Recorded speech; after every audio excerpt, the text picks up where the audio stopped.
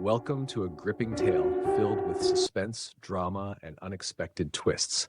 This story will keep you on the edge of your seat as it unravels a journey of justice, revenge, and redemption.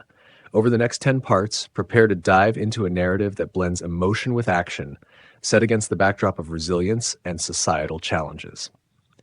The story begins in the arid landscapes of Texas, in a small, forgotten town named Drywood. This town had been grappling with a severe water crisis for decades. On a scorching summer day, a fire truck carrying water was passing through when it overturned in a freak accident. Instead of rushing to help the driver, the town's desperate residents swarmed the truck, fighting over the precious water. This chaotic scene underscored the dire situation in Drywood, where water scarcity had pushed people to their limits.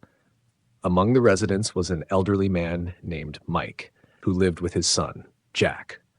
Mike was a retired schoolteacher who had spent years writing letters to the government, pleading for solutions to the town's water crisis. Despite his persistent efforts, his appeals were ignored, leaving the town to suffer in silence. Mike's son, Jack, was deeply affected by his father's struggles. One day, as Jack delivered yet another letter to the state's offices, he witnessed bureaucrats dismissively tossing it aside. Frustrated and enraged, Jack decided to take matters into his own hands. He built a makeshift bomb and planted it in one of the government buildings, ensuring no civilians were harmed. The explosion shook the state, killing several officials and bringing the plight of Drywood to national attention. Jack was promptly arrested and brought to trial. When questioned by the judge, he explained that his father's cries for help had fallen on deaf ears, while people in his town suffered and died. Though the judge acknowledged Jack's noble intent, she emphasized that his actions were illegal and could not be justified. Jack was sentenced to 20 years in prison.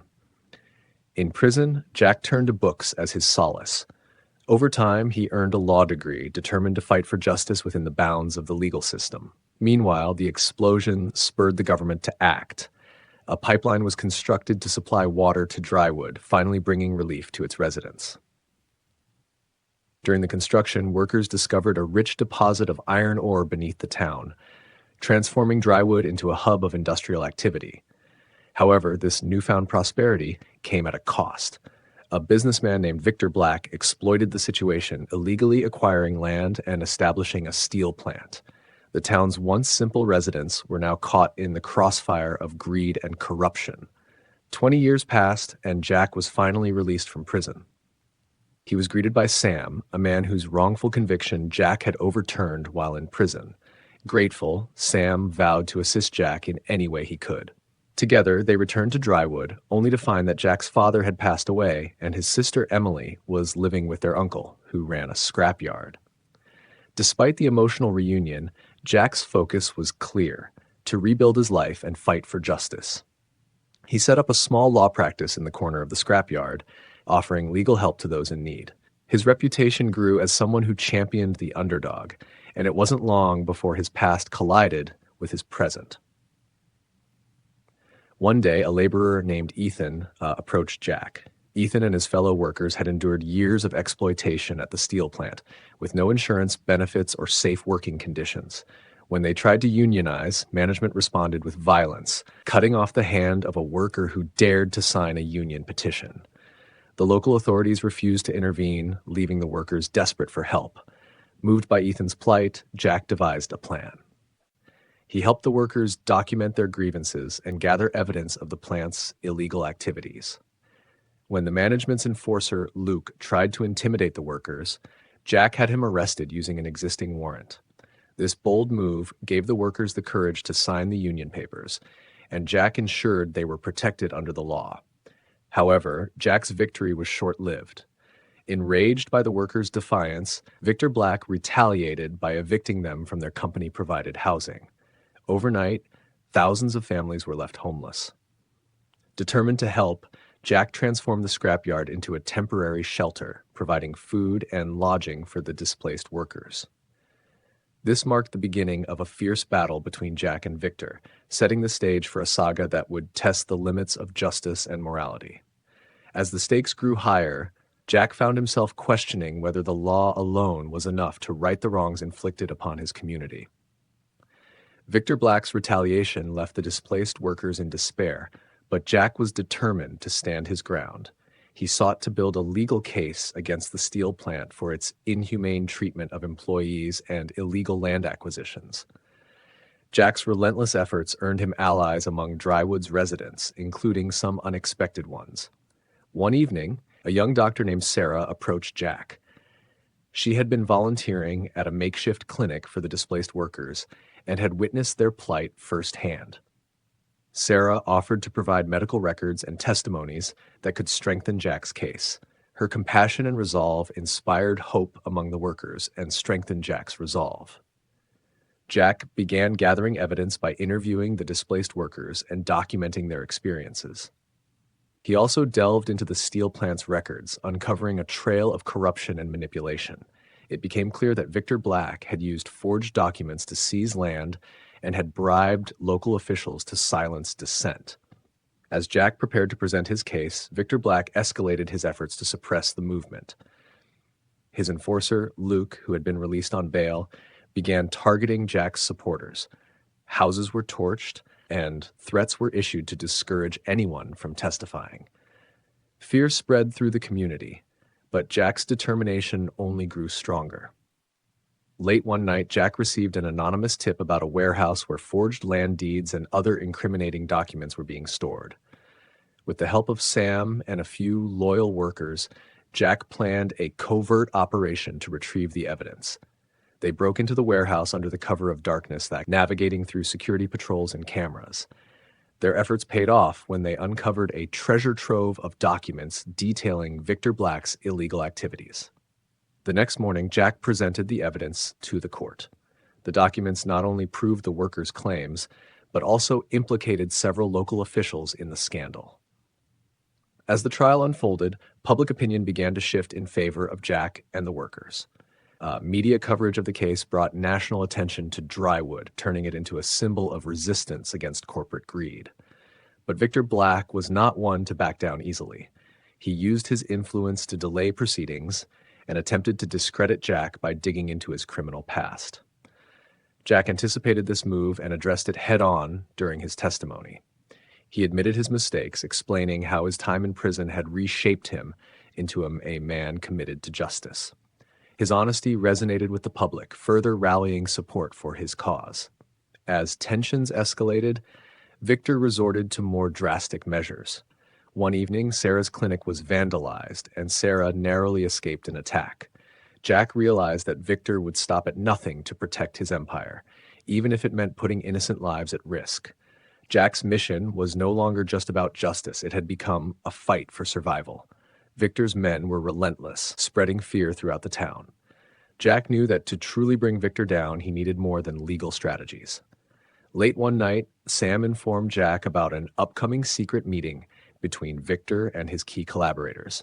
They planned to finalize a deal involving further illegal land seizures. Determined to expose the conspiracy, Jack and Sarah devised a plan to infiltrate the meeting. Sarah managed to gain access by posing as a medical consultant under the guise of offering health services to Victor's workers. Meanwhile, Jack, disguised as a security guard, positioned himself to record the conversation. Inside the dimly lit room, Victor and his associates discussed their plans openly, unaware of the hidden recorder. They outlined their strategy to coerce local authorities into turning a blind eye and manipulate landowners into signing fraudulent deeds. As the meeting concluded, Jack and Sarah slipped away with the evidence. The next day, Jack contacted a trusted journalist who agreed to publish the story alongside the recorded audio. The exposé created an uproar, forcing state officials to launch an investigation. Protesters gathered outside the steel plant, demanding justice and the resignation of complicit officials. Victor, now cornered, began losing his grip on the situation. His collaborators distanced themselves, and even his loyal enforcer, Luke, started questioning their methods. Jack saw this as an opportunity to strike harder and encourage the workers to organize a massive demonstration. As the protests grew, Victor resorted to hiring mercenaries to intimidate the crowd. Chaos erupted when the mercenaries clashed with the protesters. Jack, standing at the forefront, urged the crowd to remain peaceful despite the violence. His unwavering determination inspired the workers, and they held their ground. Sarah, meanwhile, worked tirelessly at her clinic, treating those injured in the clashes. Her dedication earned her the admiration of the community, strengthening their resolve to fight for justice. Victor's desperation reached its peak when he orchestrated an attack on the scrapyard, targeting Jack directly. Flames engulfed the makeshift shelters, leaving families homeless once more. Jack, Sam, and a few workers managed to save most of the residents, but the loss was devastating. In the aftermath, Jack addressed the community, vowing to rebuild what was destroyed. His words ignited a renewed sense of unity and determination among the residents. They pledged to stand together, no matter the cost. The battle was far from over, but Jack's resolve had never been stronger. He knew that to truly defeat Victor, he had to dismantle the corrupt system that allowed such exploitation to thrive. The aftermath of the scrapyard attack left a deep scar on the town, but it also forged an unbreakable bond among its residents. Jack began working on a larger plan to not just confront Victor, but to expose the network of corruption that had infiltrated the town's administration. He reached out to state-level reformers and whistleblowers, sharing the evidence he and Sarah had collected. Slowly, a larger investigation began to take shape, implicating Victor's associates and the officials who had protected him for years. Meanwhile, Victor's paranoia turned into recklessness. He started eliminating anyone he perceived as a liability, even those who had been loyal to him. Luke, who had already been questioning Victor's actions, decided he could no longer stand by and watch the destruction. Late one night, he approached Jack with an offer to testify against Victor in exchange for protection. Jack was initially wary, but recognized the value of having an insider who could dismantle Victor's operations from within. Luke's testimony was a game changer. He provided detailed accounts of illegal activities, including the bribes, threats, and violent tactics Victor had employed to maintain his empire. Armed with this new evidence, Jack and his allies pushed the state investigation forward, ensuring Victor could no longer escape accountability. As the walls closed in on Victor, he planned one final desperate move to eliminate Jack and regain control. He arranged for a massive rally in the town square, intending to use the event as a cover for a coordinated attack on Jack and his supporters. Word of the plan leaked to Jack, who saw it as an opportunity to turn the tide once and for all. On the day of the rally, Jack and Sarah worked together to ensure the safety of the crowd while secretly coordinating with law enforcement. Hidden cameras and undercover officers were stationed throughout the square, ready to capture any incriminating actions by Victor's men. When the attack began, the police moved in swiftly, arresting dozens of mercenaries and confiscating weapons. Victor's plan backfired spectacularly. The footage of the attempted attack was broadcast nationwide, further galvanizing public opinion against him. Within days, state authorities issued an arrest warrant for Victor, marking the beginning of the end for his reign of terror. In the aftermath, the people of Drywood began rebuilding their town with a renewed sense of purpose. Jack's unwavering dedication had not only exposed corruption, but had also inspired a movement for change that extended far beyond the town's borders. Though the scars of the battle remained, Drywood stood as a testament to the power of resilience and unity in the face of adversity. As Victor's arrest became imminent, he prepared one last act of defiance, a desperate ploy that would force Jack into making an impossible choice. In a final bid to regain control, Victor kidnapped Sarah, using her as leverage to negotiate his freedom. The town, now united under Jack's leadership, erupted into action. Volunteers worked tirelessly to gather intelligence, while Jack coordinated with law enforcement to track Victor's movements. Sarah's disappearance struck a deep chord with the community. Her selfless service at the clinic had made her a beloved figure, and her kidnapping galvanized the townspeople. For Jack, it was personal. Victor's ploy wasn't just an attack on him, but on everything he stood for. Jack knew he had to remain calm, even as his emotions threatened to overwhelm him. Victor held Sarah in an abandoned warehouse on the outskirts of town, guarded by his remaining loyalists. Jack devised a plan to infiltrate the warehouse, relying on both strategy and the element of surprise. He reached out to Luke, whose intimate knowledge of Victor's operations proved invaluable. Luke, seeking redemption for his past, agreed to help without hesitation. As night fell, Jack and his team approached the warehouse.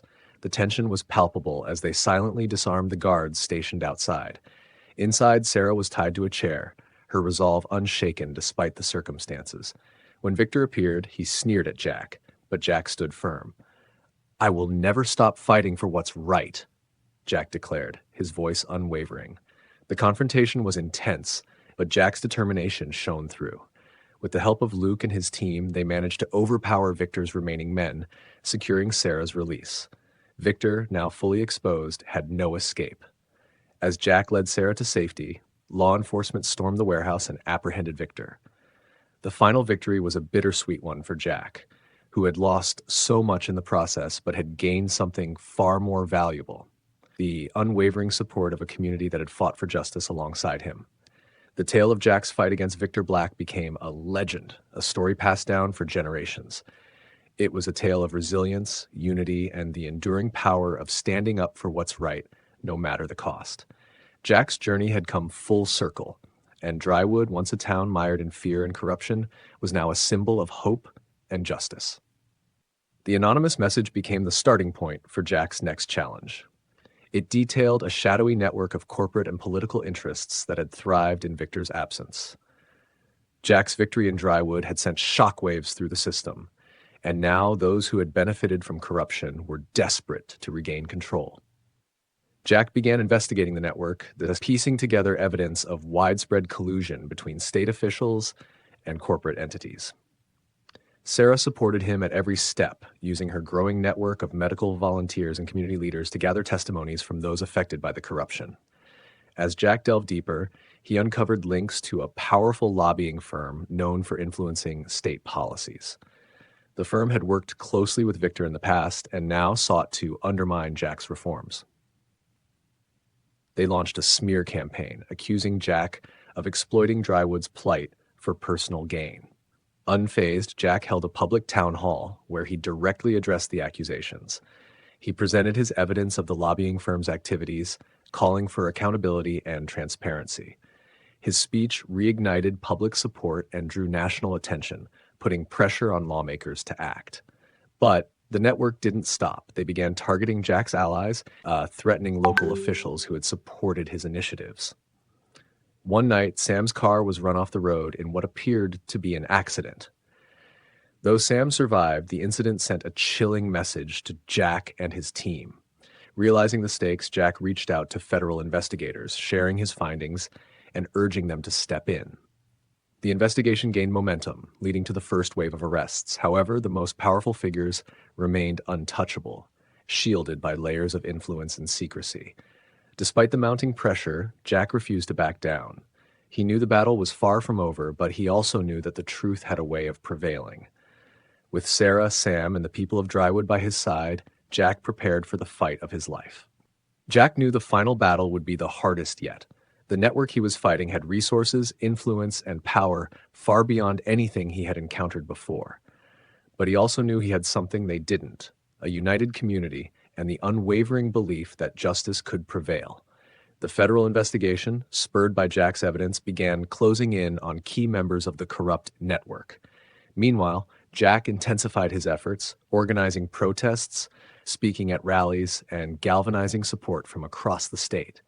His growing influence put him in the crosshairs of powerful enemies, and the threats against him escalated. One evening, as Jack was preparing a presentation for a critical meeting with federal agents, Sarah discovered a hidden device in their office. It was a bomb, planted to silence Jack for good. Calm but determined, Jack and Sarah evacuated the building and alerted the authorities. The incident made headlines, exposing the network's desperation and further rallying public support for Jack. The attempted attack became the tipping point. Public outrage surged, and state lawmakers, feeling the pressure, began distancing themselves from the corrupt network. Whistleblowers came forward, revealing damning evidence that implicated high-ranking officials and corporate executives. Arrests followed, and the network's influence began to crumble. As the dust settled, Jack stood before the people of Drywood, reflecting on the journey that had brought them to this moment. We proved that even the most entrenched corruption can be uprooted when people stand together, he said, his voice steady and resolute. This victory is ours, but the work isn't over. We must remain vigilant so no one ever has to endure what we did. In the months that followed, sweeping reforms were enacted. The state passed legislation to increase transparency, limit corporate influence, and protect whistleblowers. Drywood became a symbol of resilience and hope, inspiring communities across the nation to fight for justice in their own towns. Jack, though weary from the battles fought, found peace in the knowledge that their efforts had made a lasting difference. Sarah expanded her clinic into a statewide network of community health centers, ensuring that even the most vulnerable had access to care. Sam, recovering from his injuries, became a prominent advocate for workers' rights, using his story to inspire others. As Jack walked through the streets of Drywood one evening, he marveled at how far they had come. The scrapyard was now a thriving community center, a place where people gathered to share ideas and celebrate their triumphs. The steel plant, under ethical management, provided jobs with dignity and fair wages. Drywood, once a town on the brink of despair, was now a beacon of hope. Jack paused at the edge of town, looking out at the horizon. He knew the fight for justice would never truly end, but for now he allowed himself a moment of quiet pride. They had turned their pain into purpose, their struggles into strength. Together, they had changed the course of their future and proven that even the smallest town could make the biggest impact. The story of Jack and the people of Drywood had become a legend, a testament to the power of unity and the unyielding pursuit of justice. And though their journey had ended, their legacy would inspire generations to come.